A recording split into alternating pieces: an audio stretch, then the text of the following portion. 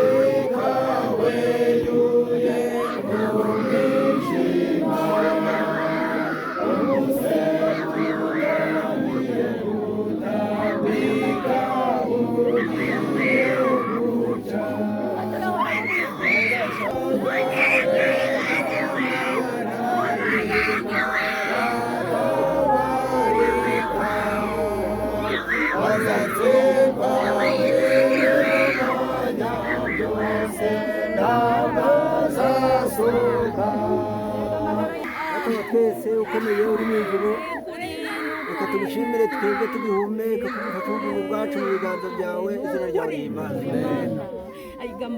Muri aya masaha tubabajwe n'urupfu rwaje mu isi, rukaba batujyanye aho twakundaga, tugusabye kugira ngo uzuhumurize uyu muryango, kandi buri wese uri aha ngaha ugiye gutega amatwi ijambo ryawe ugiye kwimuka nawe, kugira ngo turusheho kwitegura ubwami butazahanguka n'ishuka tuzamusanganiza.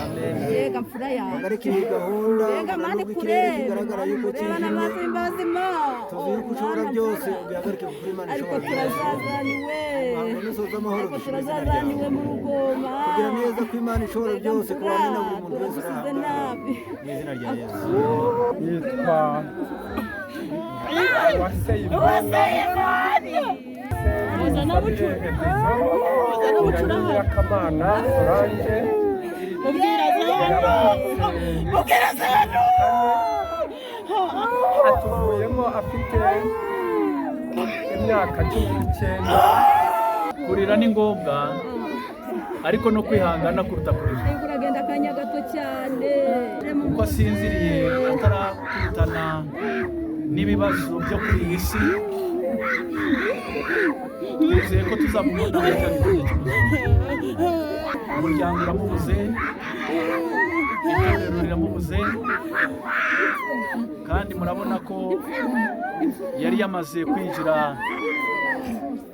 mu muryango w'abashefu guide bemeye gukorera Imana, bakinjira muri iki cyiciro. Mu by'ukuri natwe turahombye, itorero rirahombye. Murabona ko bagenzi be babyumvise bahise batabara. Uri Imana ireba abana bayo igihe bari mu byishimo, uri kumwe nabo, n'igihe twababaye ntabwo tuba kure. Niyo mpamvu tugusabye kugira ngo muri uyu mwanya uzihumurize imitima y'abana bawe, ngo Data wa twese ihumure riturutse kuri wowe ari ryo risakaba mu mitima y'abana bawe bari aha hantu, maze amarira yabo no gutaka kwabo ibyumva uri mu ijuru ubahe ihumure rigukomotseho, uhabwe icyubahiro. ngaho bana natwe mu ijambo ryawe, kandi Mwami Imana niha imbaraga zo gukora ku mitima y'abana bawe, ihumure rikwiriye riboneke muri twe, tubisabye mu izina rya Yesu. Ibi ntabwo ari bizahoraho, nabyo bifite iherezo kandi riri bugufi. Wabivuze ni wo kwizerwa, ntabwo abeshya, uko yabivuze niko bizasohora. Rero dukwiye kubyizera kandi tukamwiringira uwo, kuko niwe ugiye kuza agashyiraho iherezo. Imana rero irushaho kuduhumuriza kubw'ijambo ryayo. Imana ihabwa icyubahiro.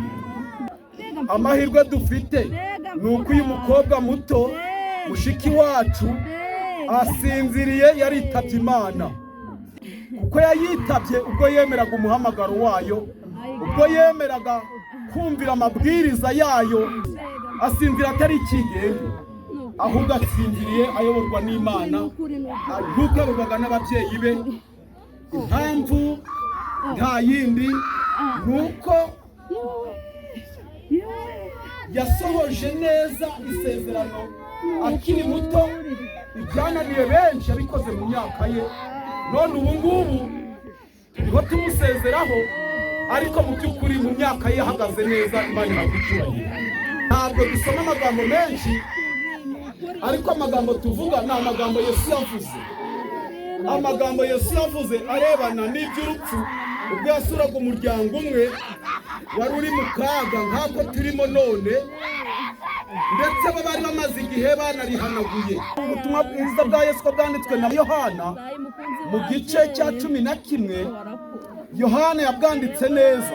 Yesu azura Lazaro ku murongo wa 17. Yesu agezeyo asanga Lazaro amaze iminsi ine mu gituro. I Betaniya hari bugufi bw'i Yerusalemu nka stadiyo 15. Nuko abayuda benshi bari baje kwa Marita na Mariya kubahumuriza. Marita yumvise ko Yesu aje, ajya kumusanganira, ariko Mariya asigara yicaye mu nzu. Nuko Marita abwira Yesu ati, databuja yaba wari hano, musaza wanjye ntaba yarapfuye. Nuko kandi n'ubu nzi yuko ibyo usabye Imana byose Imana izabiguha. Mumenye ko ari urupfu, ariko ari n'umuzuko. Urupfu rero ibyarwo turabisobanukiye twese. Rwandutwaye ababyeyi, rwandutwaye abavandimwe, n'ubu ruracyabatwara. Urupfu ntirurumbye. Urupfu rwo ni urupfu. Guhera ku wa mbere rwatwaye umwana wa Adamu Abeli, rwaramutwaye ruriyongeza rurakomeza, kuko rwari rwakinguriwe kubw'icyaha cyinjiye mu bantu, na n'ubu icyaha kikaba kikiriho.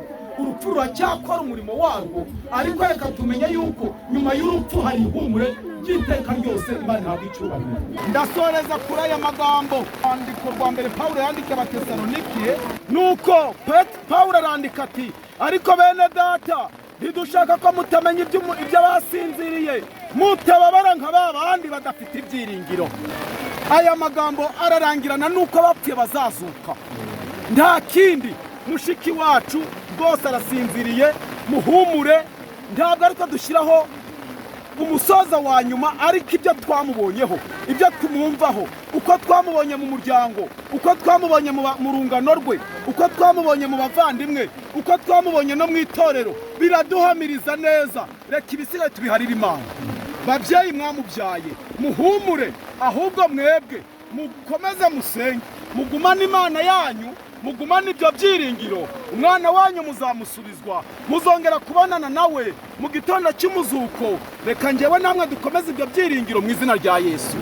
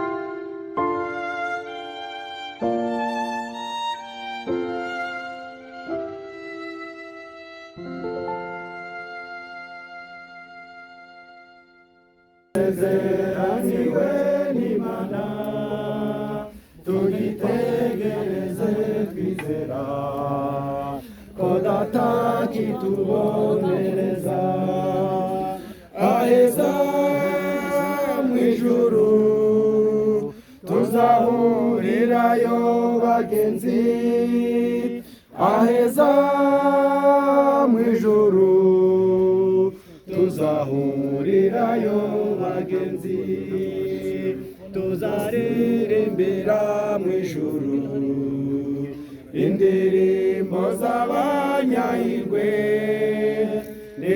nzamumenya nzahagarara imbere ye nkize nzamumenya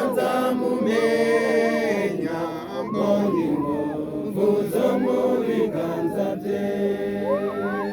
Aho udukunda uri mu ijuru, abahungu bawe n'abakobwa bawe duteraniye muri iyi mpinga y'umusozi, turagushimye kuko haba mu byiza haba mu byago uko byamera kose Mana uri Imana ya bose, uri Imana y'igihe cyose, izina ryawe ryera rihabwa icubahiro. Ubwo turi muri iyi mpinga y'umusozi tubabaye duherekeje uyu mwana muto w'umukobwa, arasinziriye turabyizeye, ariko turakwinginze Mana yacu kugira ngo kuri uriya munsi w'umuzuko, kiriya gitondo cyiza, ntazashaka ababyeyi be ngo ababure, ahubwo nararanganya amaso azutse azabone ababyeyi be batandukaniye hano ku cambu. Turakwinginze Mana yacu ngo ubwo dushavuye, ariko turakwinginze uduhe guteganya natwe igihe cyacu, uduhe kubaha amategeko yawe, uduhe gukunda bagenzi bacu, uduhe Mana yacu gushyira mu gaciro ibyo tutashoboye kuzuza tubyuzuze, maze ahadutsindaga tuhatsinde, kugira ngo abahungu bawe n'abakobwa bawe uriya munsi nugera nukura amazina ya twese azabe yanditswe mu gitabo cy'ubugingo. Ibyo ushaka Mana yacu ari byo bikomeza gukorwa. Umugome Satani uja mu mitima y'abana bawe akabatera kwiheba batsindwe, kandi ukomeze uhumurize imbaga y'abana bawe bateraniye kuri uyu musozi, kuko tubigusabye mu izina rya Yesu. 26 cy'umuhanuzi Yesaya umurongo wa 19. Mwumve iri tangazo ni ukuri, iri tangazo ni impamo. Rizavuga ngo ababa mu mukungugu mwe nimukanguke muririmbe. Amina. Kuko ikime cyawe kimeze nk'igitonyanga ku byatsi, kandi ubutaka buzajugunya abapfuye. Amina. Ngirye humure ry'abizera Yesu Kristo. Amina. Nuko iby'Imana yavuze ntibihinduka. Uwiteka aravuze ati sinzahindura ibyo navuze.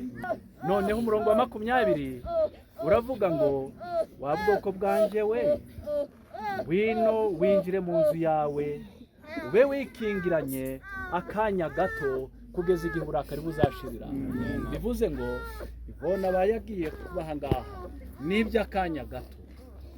Yesu aho yazira hose ntabwo Yvonne azavuga ngo maze muri iyi nzu igihe runaka, kuko iriya ntibaba ari bihe.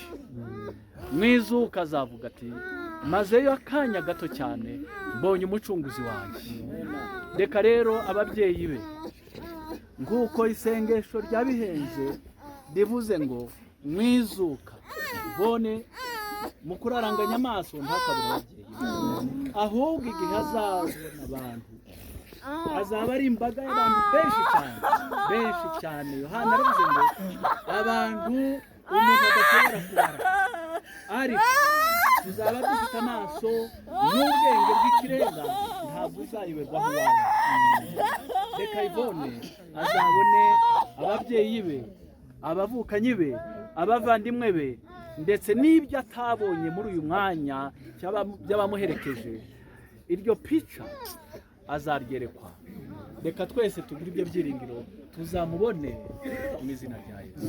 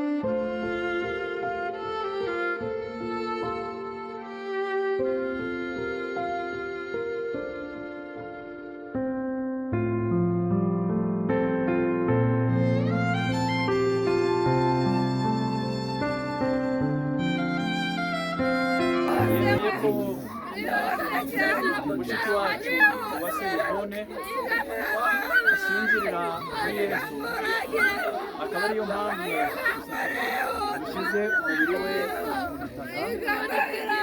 ku gitaka ku mukungugu, nanone nk'uko umuntu yavuye mu mukungugu niko azanasubira mu mukungugu, dukoresheje ikimenyetso cy'uburabyo, kuko umuntu amara igihe gito nk'uburabyo hanyuma bugacibwa. Nayo mpamvu twizera tudashidikanya ko Yesu Kristo afite ubushobozi bwo kwiganirira byose, akaba azazura abapfuye. Reka tugire ibyo byiringiro mu izina rya Yesu.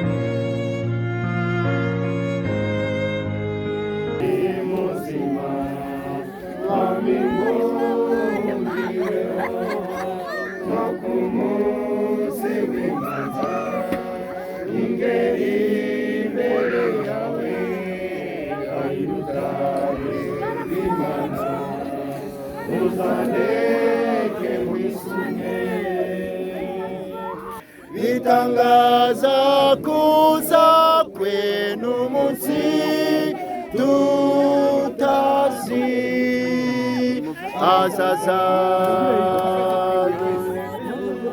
twiteguye azaza.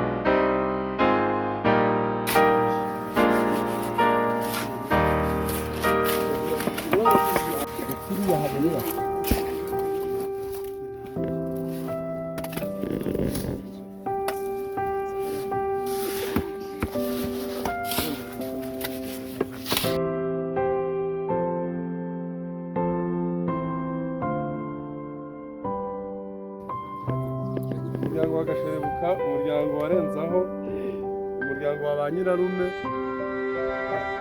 ngo baze bakurikirana.